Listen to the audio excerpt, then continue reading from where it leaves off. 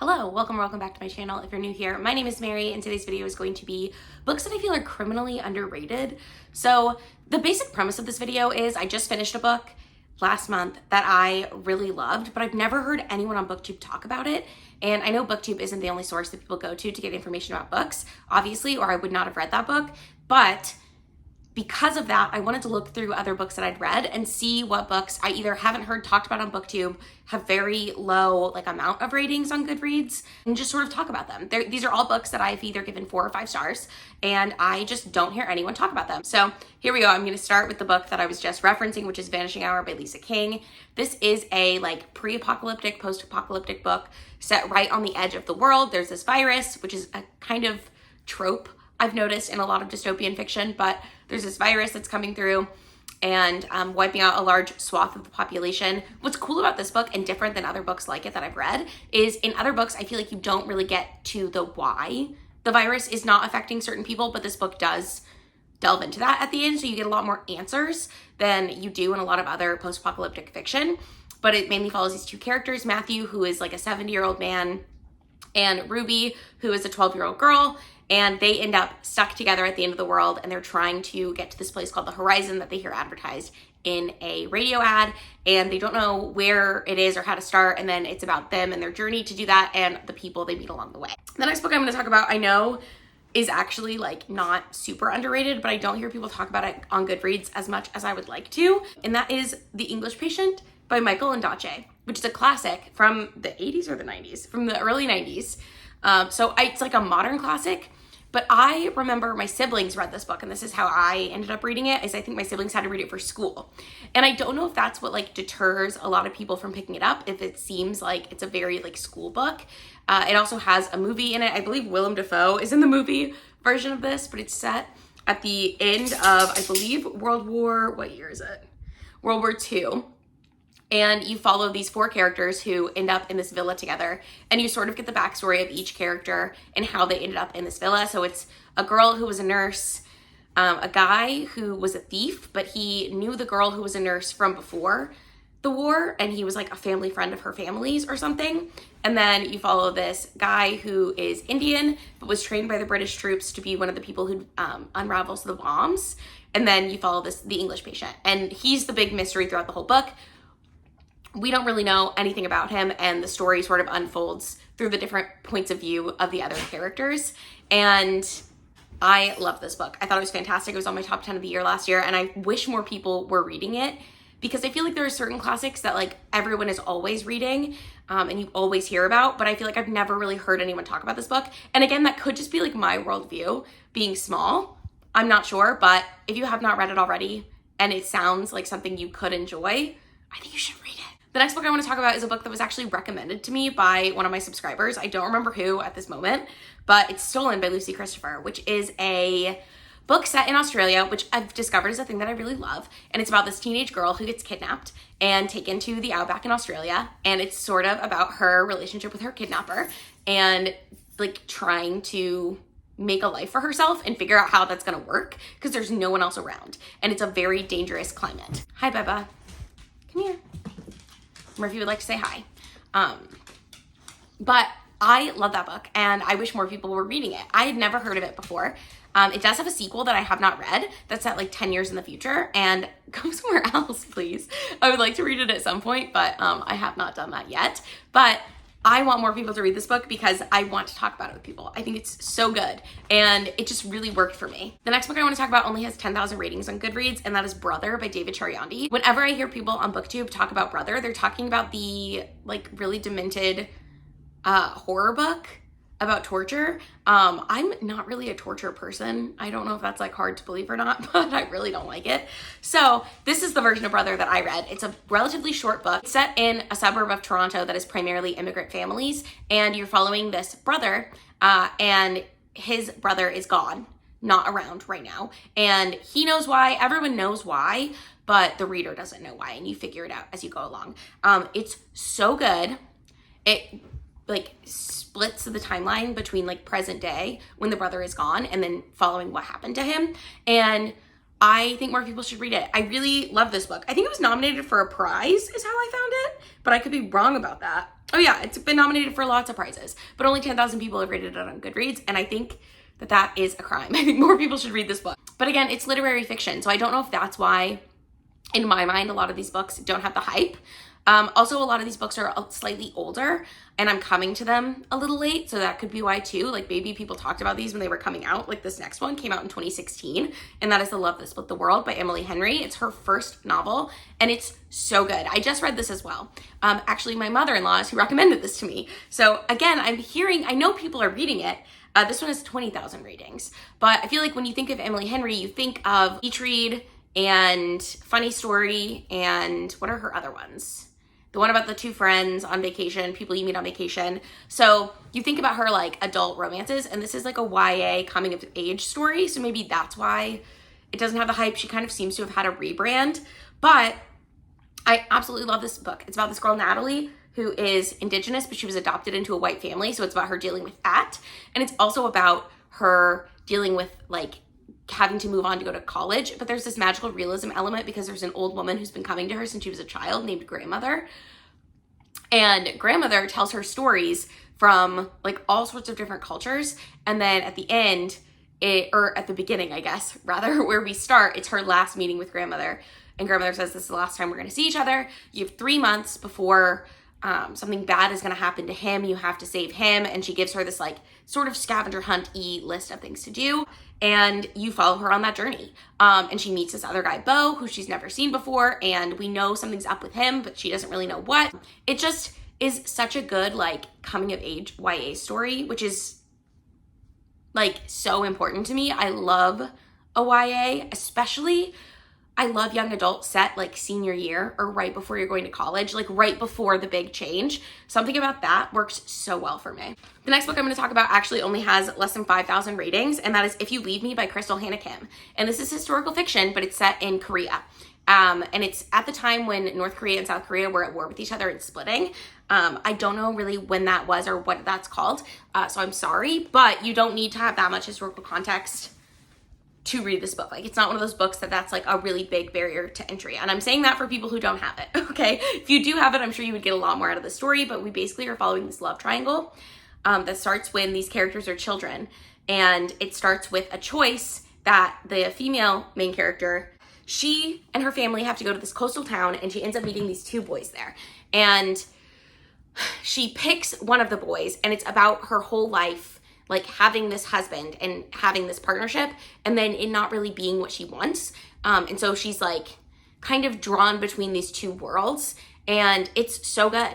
I absolutely love this book. It made me bawl. It also has one of the prettiest covers I've ever seen, and I can't believe less than 5,000 people have rated it on Goodreads. Like, I really think more people should read it. And this one came out in 2018. So again, like, I don't know if I just like missed hype, but it doesn't seem like it based on the low number of ratings, but I really do think this book is incredible, and I think more people should read it. The next book that I'm going to talk about also has less than 5,000 ratings, and this is one of my favorite books that I've read since starting BookTube, and that is What Should Be Wild by Julia Fine. I read this when I originally started. I don't know where I got the book from, but I had a physical copy of this book. I might have ordered it, I don't know, but I don't know where I heard of this book from. Again, it came out in 2018, and it's a fantasy book, but it's about this girl who, kind of like Pushing Daisies, the TV show, when she touches things, they die, and when she touches something alive, it dies, and when she touches something dead, it comes back to life. So she's lived her whole life not really being able to touch anything, or at least anything previously or currently living. And one day, like, her dad is who takes care of her because her mom died in childbirth because she touched her mom and they didn't realize that she could touch her again and bring her back to life. Her dad is a scientist. She comes from a long line of cursed women, so you hear about all the different stories of the curses that have been on the women in her ancestry. And then her dad is raising her, and one day he disappears, so she has to enlist the help of a local boy to like go find him. And I thought this was so good. I've seen a lot of mixed reviews. It has a pretty low rating on Goodreads. It's a 3.2, but I really think you would like it if you tried it. If that sounds good to you, I think you might like it. It's a little dark, a little twisted, a little fantasy. I will say, if you're one of those people who doesn't like fantasy written in modern language or like set in like sort of modern day, this might not be the book for you, because it's definitely a softer fantasy that is set like today, but I really enjoyed it. Okay, so if you think you could like it, I think it's a good book to pick up. The next one I want to talk about has less than 1,000 ratings, okay? And this book I read earlier this year, and I'm shocked that so few people have read it because it was so, so good. It has 915 ratings right now. It came out in 2020, and that is Kept Animals by Kate Milliken. And this is another like contemporary / historical fiction. So it's present day. We've got this teenage girl living in Montana, Wyoming, somewhere over there in a horse farm. And her mother is a war correspondent and her mom has just died. And she is now hearing these stories of the summer she was conceived when her mom was living on a ranch in California. And she's always had a lot of questions about this because her mom is a lesbian. And so she doesn't really know how her mom became a teen mother and how all of this stuff happened. But you're mostly in the past timeline with the girl's mom and these like various friendships that she's making. This book is so good. I really wish more people would read it. It's so good. It's so good. I just love it. And you don't even have to be a horse person. There's a lot of horse stuff in this book. I'm not really a horse person. It didn't bother me at all. So just with that caveat out of the way, I think the cover screams horse girl book, but you don't have to be a horse girl to really like this book. Next book I want to talk about is kind of two books in one because they're both by the same author. Although I will say the second book has much more ratings than the first book did, but it's The Book of M by Ping Shepherd, which is another like post-apocalyptic, the world is ending book where there's this disease that makes people lose their shadows. And when you lose your shadows, you start to forget everything around you. So it's really dangerous. It's kind of like really advanced Alzheimer's. But then the problem with that is when you remember things, you change the world. So the world changes the way you remember it. And one of the ways early on that they display this is a character sees a hairbrush or something and remembers it being a certain color that it wasn't before. And then when her husband comes behind her, he sees that the hairbrush has changed colors, right? So that's sort of how they display this. But it has some of my favorite things, which is also like so weird. But I love a post-apocalyptic book where the characters have to get together and then for some reason they have to find a destination. And that's what happens in this book. They all know that they have to go to New Orleans. So they're all trying to get to New Orleans. And it's just about these different characters and how the world is changing around them and how scary that would be because people aren't dying from this disease. They're living with it, but just the way that the world is like really changing around them pretty rapidly, which again is very scary. And the main characters in this book are a husband and wife duo, and the wife gets this disease and then ends up wandering away and getting lost. And then the husband has to go find her, is basically the premise. But this book is so good and it has less than 20,000 ratings and I wish more people would read it. It's the same author that wrote The Cartographers, which as I'm looking now has about 66,000 ratings. So it seems like more people are reading that book. That book was also really good. The next book I want to talk about has about 7,000 ratings and it's a standalone YA fantasy called The Sisters of the Winter Wood by Rena Rossner. This is based in Jewish mythology and essentially you're following these two girls who live in this village in Moldova in the early 1900s? 1903 is what it says on Goodreads. So they're living in Moldova and they basically discover that their dad is from this clan of people that turn into bears and their mom is from this group of people that turn into swans. And so one of the girls can turn into a bear, the other girl can turn into a swan, but they haven't turned yet and they're really like scared of that possibility. So again, it's like a literal manifestation of growing up, which is so interesting to me. I just loved it. And there's these other like factors at play, like the swans and the bears have historically not gotten along. I believe the swans are Gentiles and the bears are Jews. And these girls have grown up in this village away from both of their families so that their parents could be together because they loved each other and they wanted to be together, but they knew their families would never allow it. And so where the girls are is this village of other people. So it's like a mixed community of Jewish people, Gentiles, etc. And they've never been fully accepted in that community either because their mom converted to Judaism, but she's just never been accepted amongst the other Jews. And then their parents have to go away and leave the girls at the house and basically give them the task of like watching over each other. And it was fascinating. I loved this book. I really enjoy, and maybe some people think it's like a heavy-handed metaphor, but I really liked it. It really worked for me. And again, I think it's shocking that it has so few ratings. The next book I'm really surprised has so few ratings because I know it was nominated for a bunch of awards. It has less than 10,000 ratings and it came out in 2018. And this is A Heart and a Body in the World by Deb Caletti. And Deb Caletti, I think, has a couple of other books that I've read and really enjoyed, but this is the one that like really has stuck out to me. And it's about this girl who has had some sort of traumatic experience. She's like 16 to 18. She's in high school. And one day she decides that she wants to run from her home in Washington State to Washington, D.C. And so her, I think, grandmother or grandfather? Yeah, grandpa. Her grandfather follows her in his RV. So that's where she sleeps every night.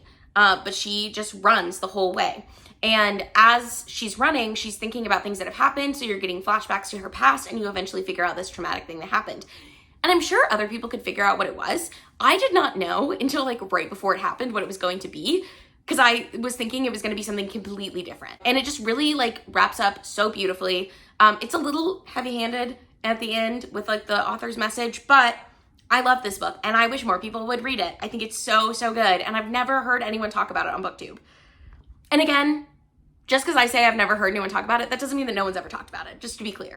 Because I can see that coming back to bite me in the butt. But I'm serious, I just don't hear people talk about these books. The next one is one that I've raved about, and that is Love and Other Thought Experiments by Sophie Ward. And if you liked, was that Sequoia Nagamatsu book, How High We Go in the Dark? If you liked that, if you like The Candy House by Jennifer Egan, I'm trying to think of other examples of the same thing, but it's basically like a book that seems like it's short stories, but they all interlace and connect. I think you would love this book. It's about like various different people in different stages of life.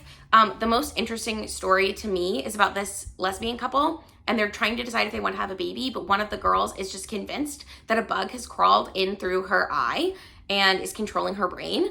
And then you get another chapter later on from the ant inside her head.